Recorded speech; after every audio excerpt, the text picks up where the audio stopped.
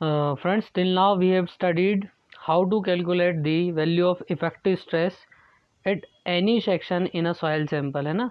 किसी भी section x में किसी सॉइल सैंपल पे अगर हमें क्या निकालना पड़ता है, इफेक्टिव स्ट्रेस निकालना पड़ता है, तो कैसे निकालते हैं वो हमारा उसका फॉर्मूला हमारे पास आ गया था। ठीक है, वो होता क्या है, गामा सबमर्ज्ड इंटू ये z, ठीक है, प्लस माइनस आई गामा w इंटू जेड। ठीक है, ये z1 नहीं है, z है। ठीक है, तो ये गामा सबमर्ज्ड इंटू जेड है ना। तो gamma submerged into z, Z means length of flow path. मतलब ये जैसे सॉइल सैंपल है, तो सॉइल सैंपल में सपोज सॉइल सैंपल की डेप्थ क्या है, ये है, तो ये जेड है। इतनी इतनी लेंथ अवेलेबल रहेगी पानी को फ्लो होने के लिए, चाहे वो नीचे फ्लो हो चाहे ऊपर फ्लो।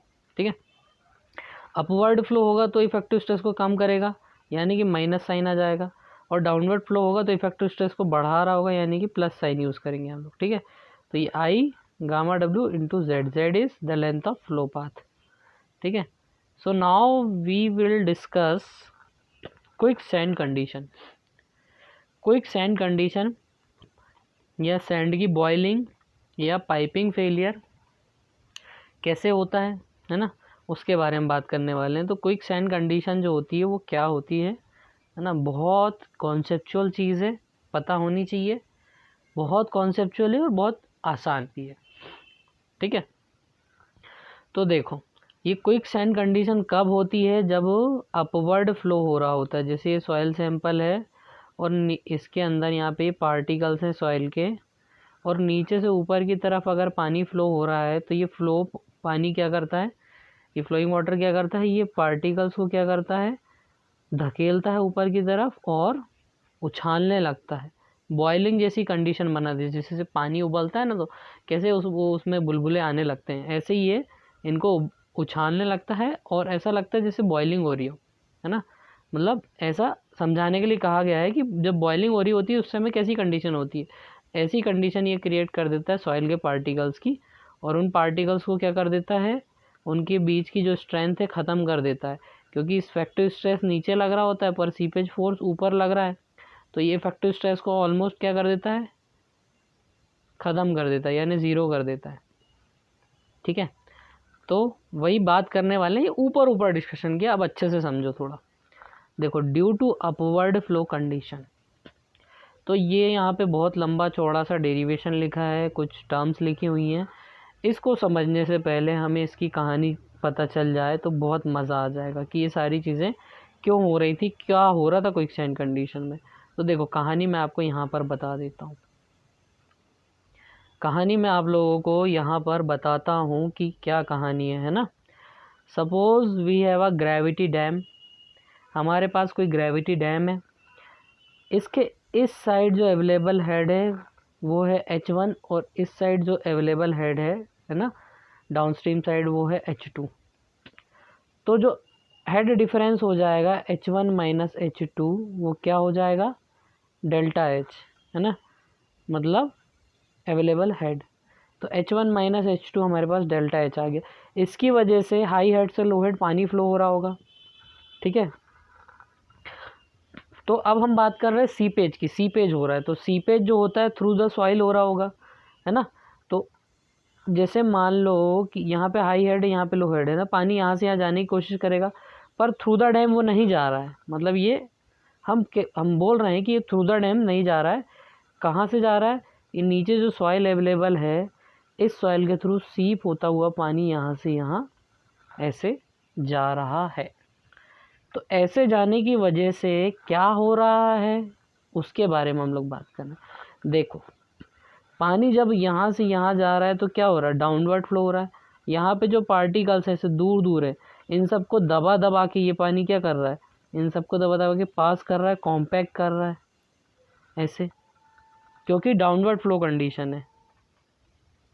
पर यहाँ पर जो पार्टिकल है, जब ये पानी ऐसे जा रहा है और यहाँ पर जो पार्टिकल हैं, ठीक है, यहाँ पे जो सॉइल के पार्टिकल्स हैं ऐसे ऐसे बहुत पास पास ही पार्टिकल्स जो हैं, अब ये पानी नीचे से ऊपर की तरफ इनमें ऐसे धक्का लगा रहा है।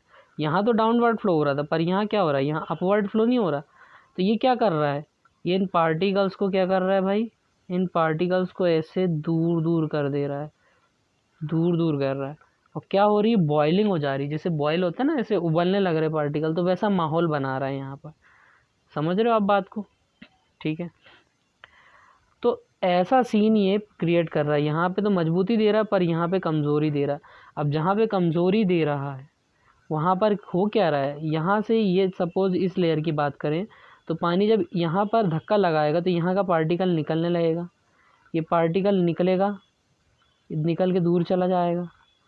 ठीक, जब यहाँ से मिट्टी निकल जाएगी तो यहाँ से नीचे की मिट्टी को धकेलेगा अभी है, फिर यहाँ की मिट्टी निकलने लगेगी, फिर यहाँ की निकलेगी, यहाँ की निकलेगी, यहाँ की। जब यहाँ से मिट्टी पूरी निकल के बाहर चली गई तो इसके पीछे की मिट्टी कंटिन्यूसली निकलती जाएगी, फिर यहाँ इस पोर्शन की मिट्टी निकल जाएगी यहाँ की, फिर ऐसे नीचे की सॉइल मतलब क्या हो रही है, पहले तो ये इस कॉर्नर से निकलना चालू हो रही, फिर वो निकलते निकलते निकलते निकलते यहाँ पे नीचे की पूरी सॉइल ही पूरी निकल गई। यहाँ पे एक हॉलो ट्यूब बन गई, यहाँ पे एक हॉलो ट्यूब बन गई, ट्यूब बन गई यानी पाइप बन गया, एक हॉलो पाइप बन गया। और इसी प्रोसेस को हम लोग क्या बोलते हैं, पाइपिंग। यहाँ पे एक पाइप लाइक स्ट्रक्चर बन गया, इसको बोलते हैं हम लोग पाइपिंग। तो पाइपिंग क्यों हो रही थी, क्योंकि ऊपर से लग रहा था इफेक्टिव स्ट्रेस, पर नीचे से लग रहा था सीपेज प्रेशर। और ये सीपेज प्रेशर लग रहा था और ये इफेक्टिव स्ट्रेस लग रहा था, तो ये सीपेज प्रेशर जो लग रहा था, ये इस इफेक्टिव स्ट्रेस के इफ़ेक्ट को जब ज़ीरो कर देता है तब यहाँ से सॉइल के पार्टिकल बाहर निकलने चालू हो जाते हैं। ठीक है, तो ये जो मैंने कहानी बताई, कहानी बहुत अच्छे से आपके समझ में आई होगी, और यही कहानी है क्विकसैंड कंडीशन। फ्रेंड्स, अभी तक मैंने जो आप लोग को सैंड बॉइलिंग के लिए जो कहानी बताई ना, उस कहानी की वजह से क्या होगा कि आपको ये पूरा का पूरा डेरिवेशन समझने में बहुत आसानी होने वाली है ना। तो चलिए बात करते हैं इसके बारे में कि क्या डेरिवेशन है, एक एक चीज़ एकदम बिल्कुल, क्योंकि कहानी आपको पता है तो आपसे पूछेंगे कि कब कौन राजा था, कौन रानी थी, राजा के बेटे का नाम क्या था, तो है ना। तो ये कहानी एक बार किसी भी कॉन्सेप्ट के पीछे की समझ लेनी चाहिए हमें। तो फिर क्या होता है ना, पूरे के पूरे उसके जो पात्र होते हैं ना, उसने किसने क्या किया, कौन क्या कर रहा है, सारा पता चल जाता है। तो हर कॉन्सेप्ट के पीछे की एक ना स्टोरी हम पूरी डिस्कस करेंगे, किसी भी कॉन्सेप्ट के पीछे।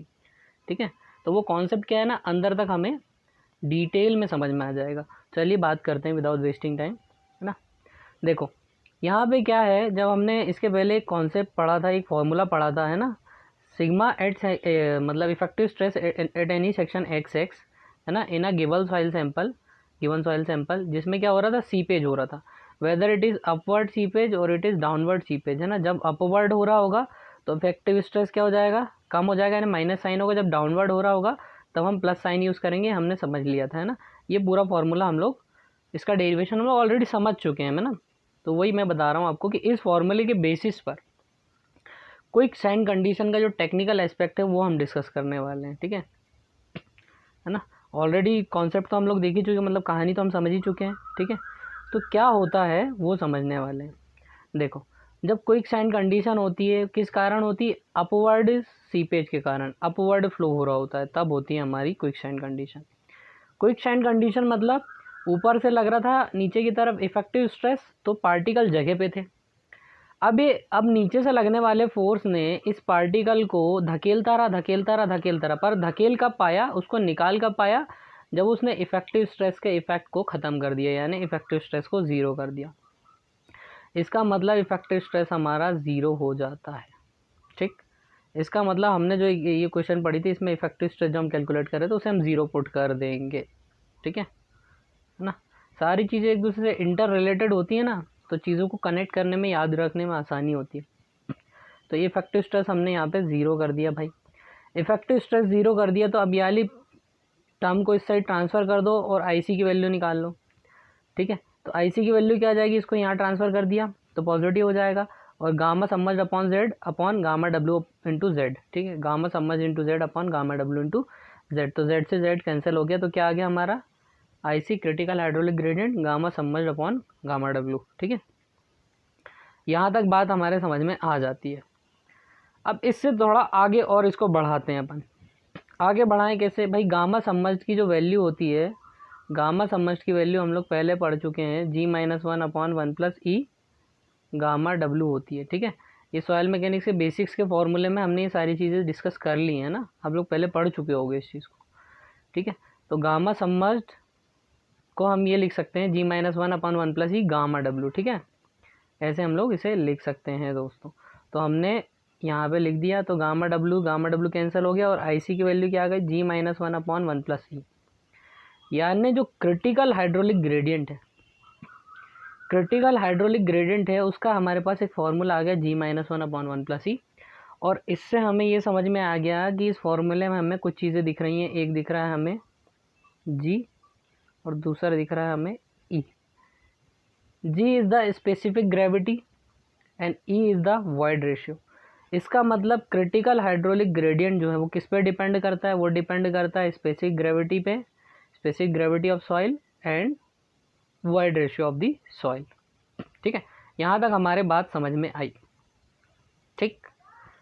अब देखो इसका मतलब क्या है कि जब हमारा I जो है, सपोज दिस ये I जो है I क्रिटिकल है, I क्रिटिकल से अगर हमारा जो हाइड्रोलिक ग्रेडियंट जो हमारा अभी प्रेजेंट है वहाँ पे, ठीक है, कहाँ पर, इस डैम में जो भी स्ट्रक्चर, जिस भी स्ट्रक्चर की हम बात कर रहे हैं वहाँ पे जो हाइड्रोलिक ग्रेडियंट हमारे पास अवेलेबल है, यानी हाइड्रोलिक ग्रेडियंट यानी ΔH/L जो अवेलेबल है, मतलब ये H1 - H2 क्या हो जाएगा, ΔH हो जाएगा। तो ये ΔH अपॉन ये लेंथ ऑफ फ्लो पाथ, ये हो गई हमारी L। तो ये जो hydraulic gradient available hydraulic gradient है, ये हाइड्रोलिक ग्रेडियंट अगर बड़ा है क्रिटिकल हाइड्रोलिक ग्रेडियंट से, तो भैया ये इसका इफेक्ट ज़्यादा रहेगा। तो जो हमारा अवेलेबल हाइड्रोलिक ग्रेडियंट है वो अगर हमारा क्रिटिकल हाइड्रोलिक ग्रेडियंट से ज़्यादा हो जाएगा तो भाई हमारी बॉइलिंग हो जाएगी, ठीक है, मतलब बॉइलिंग हो जाएगी या फिर क्विक स्टैंड कंडीशन हो जाएगी, अनसेफ हो जाएगा हमारा स्ट्रक्चर। क्योंकि जब ये ज़्यादा ग्रेडियंट हो जाएगा ना तो ये क्या ना, बहुत इसका इफेक्ट बहुत ज़्यादा रहेगा, सीपेज का इफेक्ट ज़्यादा रहेगा, ठीक है, इफेक्टिव स्ट्रेस का इफेक्ट कम हो जाएगा। तो यहाँ से पार्टिकल्स को निकालने लगेगा और फटाफट हमारा यहाँ पे पाइप लाइक स्ट्रक्चर बन जाएगा। और जब यहाँ से मिट्टी निकल जाएगी नीचे खोखला हो जाएगा और ये जो डैम है धीरे से करके नीचे सेटल हो जाएगा और फेल हो जाएगा।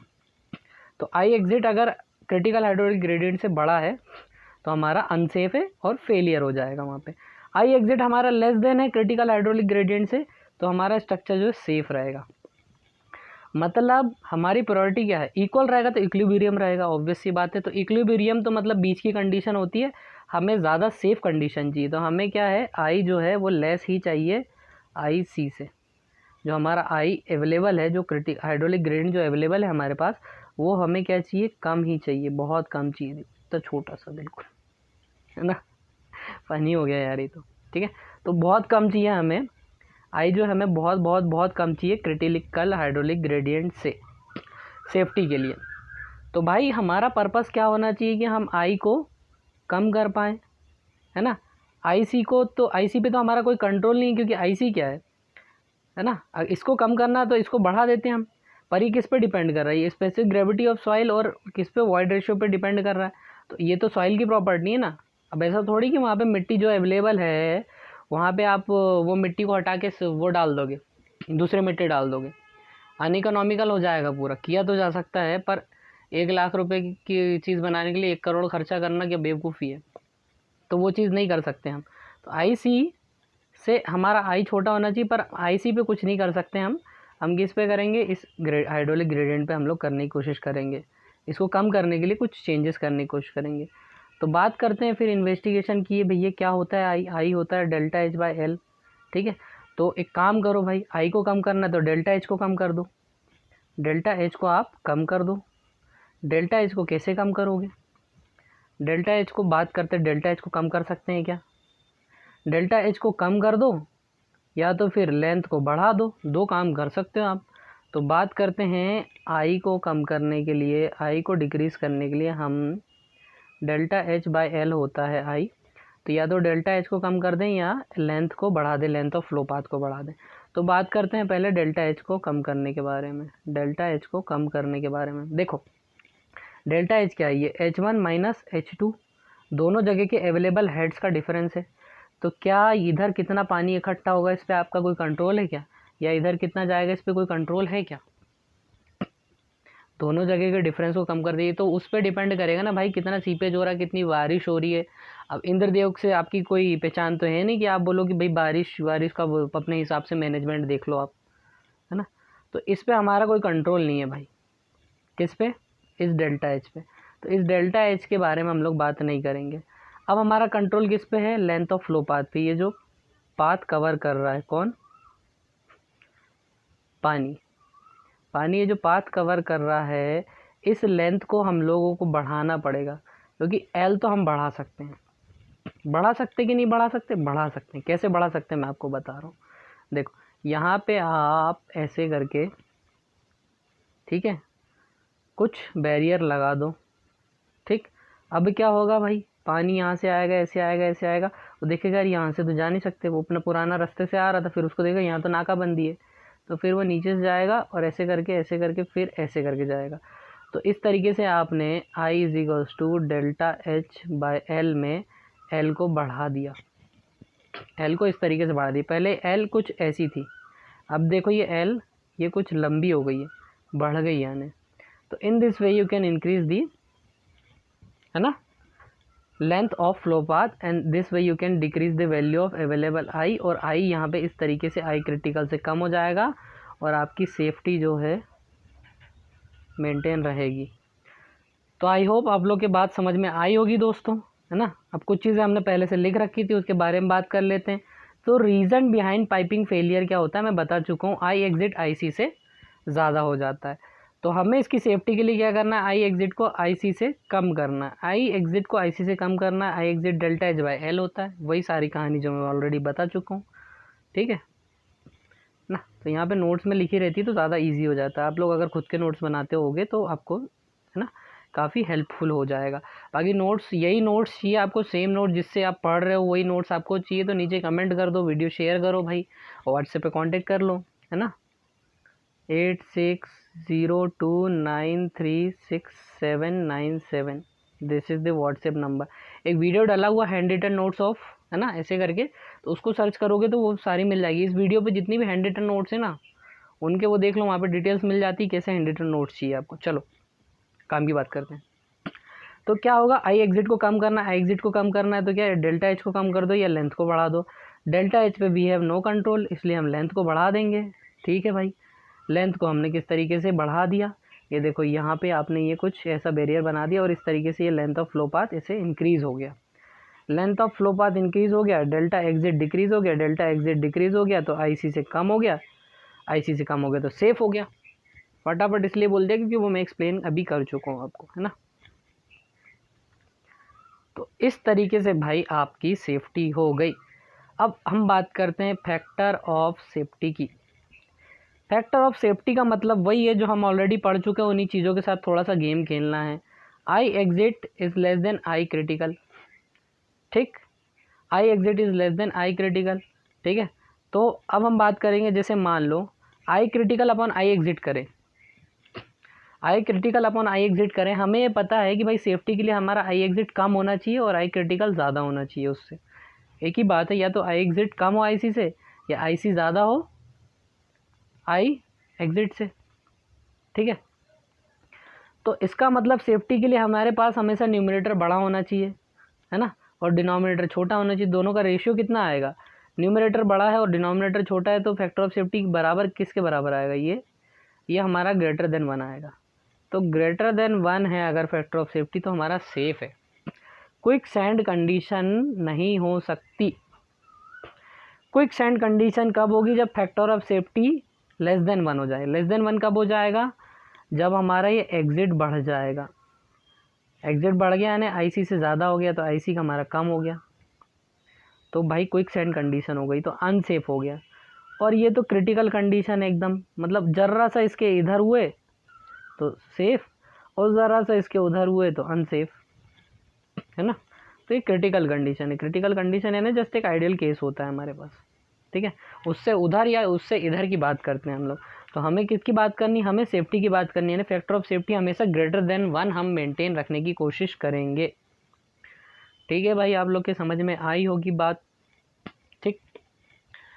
अब एक बात और है कि भाई ये कंडीशन क्विक सैंड कंडीशन जो बोल रहे हैं, इसको क्विक सैंड कंडीशन क्यों बोल रहे हैं, लेकिन क्विक क्ले कंडीशन क्यों नहीं बोल रहे हैं, है ना? क्योंकि ये सिर्फ सैंड में होता है, ऐसा नहीं कि इसका नाम ही बस है, नाम के पीछे इसका रीज़न भी है कि सैंड में ही होता है, इसलिए क्विक सैंड कंडीशन नाम दिया, है ना? तो अब बात करते हैं भाई ये सैंड में ही क्यों होता है, क्ले में क्यों नहीं होता है, ठीक है? तो हमें एक फॉर्मूला पता है शेयर स्ट्रेंथ का, है ना? Tau f is equals to होता है हमारा C plus sigma bar 10 phi, ठीक है? ऐसा कुछ फॉर्मूला हमें पता है। अगर नहीं पता तो मान लो कि यही फॉर्मूला होता है, ठीक है ना? ऐसा फॉर्मूला होता है। इस फॉर्मूले के बेस पे हम लोग बात करेंगे। देखो सैंड के लिए क्या है, सैंड के लिए, क्ले के लिए, किसी भी चीज़ के लिए फॉर्मूला ये आइडियल फार्मूला है। तो अब सैंड जो होती है हमारी, उसमें कोहेजन जो होता है वो ज़ीरो होता है, ठीक है? कोहेजन उसमें होता नहीं है क्योंकि वो कोहेजन लेस सॉइल बोलते हैं, सैंड का दूसरा नाम कोहेजन लेस सॉइल है। उसमें C0 होता है और हम बोल रहे हैं इफेक्टिव स्ट्रेस जो है क्विक सैंड कंडीशन में इफेक्टिव स्ट्रेस भी ज़ीरो हो जाता है। तो शियर स्ट्रेंथ का फॉर्मूला हमारे पास ये होता है टाउ एफ। तो सैंड के लिए जब C0 हो जाएगा और सिग्मा बार ज़ीरो हो जाएगा तो भाई टाउ एफ तो पूरा ज़ीरो हो गया, शियर स्ट्रेंथ क्या हो गई इसकी, ख़त्म हो गई। टाउ एफ क्या है, शियर स्ट्रेंथ है, ठीक है? तो शियर स्ट्रेंथ इसकी ख़त्म हो गई, इसलिए क्या, वो पार्टिकल इसके उछलने लगे, है ना? ऐसी कंडीशन में थे तो कैसे होने लगे, ऐसे बिल्कुल बॉइलिंग होने लगी उनमें, ये बाउंस करने लगे एकदम, ठीक है? और दलदल बन गया। पर यही चीज़ अगर हम देखें किसके केस में, क्ले के केस में, क्ले के लिए वही फार्मूला उठा के पटक दो फिर से। तो इसमें क्या हुआ, क्ले में भाई आप क्या बोल रहे हो, क्विक सैंड कंडीशन में इफेक्टिव स्ट्रेस जीरो हो जाता, हमने रख दिया भाई इफेक्टिव स्ट्रेस जीरो, तो ये टर्म तो पूरी ख़त्म हो गई। दूसरी टर्म बाजू में बची C। अब क्ले में क्या होता है, कोहेजन होता है भाई, कोहेजन की कुछ वैल्यू हमारे पास अवेलेबल रहती है। तो even if effective stress is zero but still we have some amount of shear strength in case of clay soil in form of cohesion, जो कि सैंड में नहीं होता, है ना? तो इफेक्टिव स्ट्रेस जीरो हो जाने के बावजूद भी क्ले में कुछ अमाउंट ऑफ शियर स्ट्रेंथ रहती है C के फॉर्म में।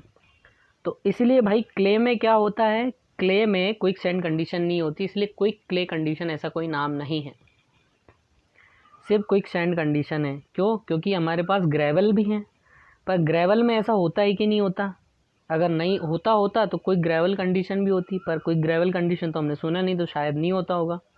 अब नहीं होता कि होता है, देखते हैं ज़रा। देखो Q is equals to KIA होता है, ठीक है?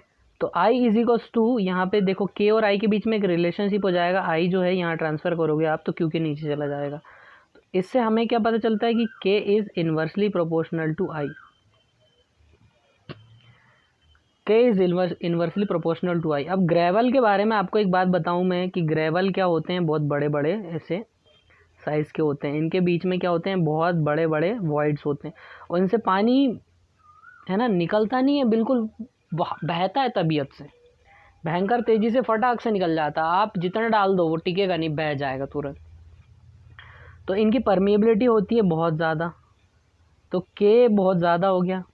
अब I is inversely proportional to, कि अब K ज़्यादा है यानी कि I तो कम है, तो I बहुत कम होता है। अब हमें सेफ्टी के लिए क्या हमें पता था, हमें सेफ्टी के लिए हमें एक चीज़ पता थी भाई कि हमें I को लेस देन रखना है IC से। अब जब I इतना ज़्यादा कम है तो हमें ये चीज़ भी पता है भाई, जब इतना कम है तो IC से तो हमेशा ही कम रहेगा। तो this value of I exit is always less than IC in case of gravel. तो ग्रेवल में I exit always less than IC होता है, इसलिए ग्रेवल में भी कोई ग्रेवल कंडीशन नहीं होती, ठीक है? तो सिर्फ कोई सैंड कंडीशन होती है, कोई क्ले नहीं होती, कोई ग्रेवल नहीं होती है, ठीक है? तो इसको राइट क्यों करो, इनको काटो, इसको सही करो बस। So that is why the reason behind कि why the name is quick sand condition. तो दोस्तों आई होप आप लोगों के बात बहुत अच्छे से समझ में आई होगी, क्योंकि बहुत अच्छे से समझी है। अगर नहीं समझ में आई तो एक बार और देखना, आ जाएगी, है ना, आई एम श्योर। क्योंकि जो टॉपिक अगर थोड़ी सा एफर्ट ज़्यादा मांगते हैं ना, तो उनको थोड़ा सा बस पेशेंस चाहिए, मतलब थोड़ा देर और देख लो भाई, एक बार और देख लो, मान लो नहीं आया ना, नहीं आने वाला ना, फिर भी एक बार और देख लो। तो ऐसे करके आपको समझ में ज़रूर आ जाएंगी चीज़ें, ठीक है। कुछ टॉपिक्स ऐसे होते हैं जिनको जो सिर्फ पेशेंस मांगते हैं हमारा, है ना। सो आई होप कि भाई यहाँ पे हमने अच्छे से चीज़ों को समझा है। इसके बाद हम बात करेंगे किसके बारे में, हम बात करेंगे भाई लाप्लास इक्वेशन के बारे में।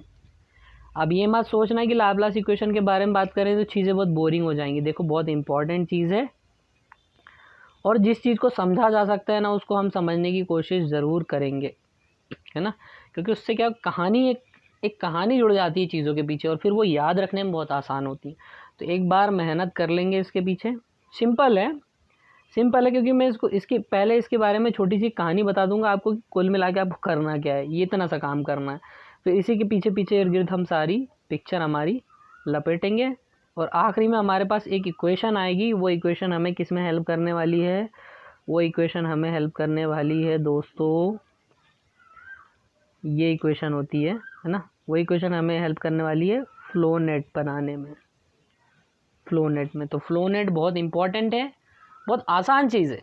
अभी इतनी जल्दी मैंने बता दिया, आप लोगों के पल्ले नहीं पड़ी होगी, पर आसान चीज़ है, पर उसको समझने में थोड़ा पेशेंस लगेगा हमको, है ना। तो आई होप कि आप वो पेशेंस रख के इस चीज़ को समझने की कोशिश करोगे। अगर करोगे तो फ़ायदा हमारा ही है ना, मतलब आपका और मेरा सभी का है ना।